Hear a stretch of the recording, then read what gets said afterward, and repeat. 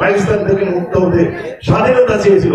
ইন্দিরা গান্ধী ভারত পৃথিবী জুড়ে সেই জনমত গঠন করেছিলেন এবং সৈন্য বাড়িয়ে পাকিস্তানের সৌদারকে ৯২,০০০ সৌদারকে আত্মসমর্পণ করতে বাধ্য হয়েছিলেন এবং বাংলাদেশ ইতিহাসে পৃথিবীর মানচিত্রে একটা স্বাধীন রাষ্ট্র হিসাবে স্থান পেয়েছে।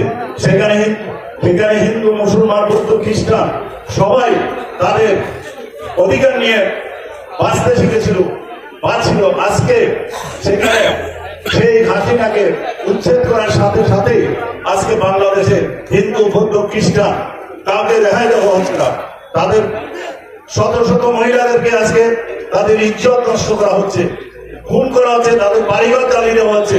তারা বাংলাদেশ থেকে আত্মনাদ করছে ভারতের উদ্দেশ্যে, আমাদেরকে বাঁচাও, আমাদেরকে রক্ষা করো। ইন্দিরা গান্ধী আমাদেরকে স্বাধীনতা এনে দিয়েছিল, আজকে আমরা বিভিন্ন। কিন্তু ভারতবর্ষের প্রধানমন্ত্রীকে দেখা যাচ্ছে বাংলাদেশ নিয়ে কোন রকমের উচ্চবাচ্য বুদ্ধি শোনা যাচ্ছে না।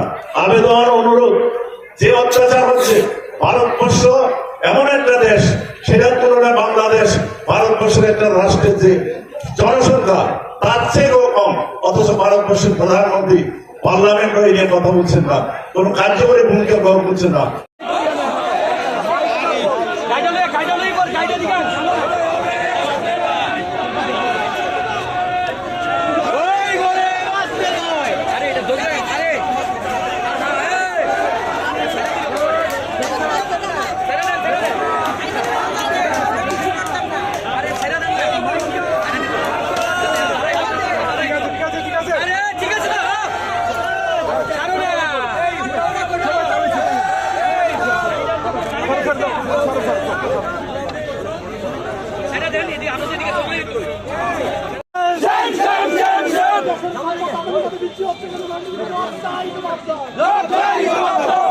Vamos,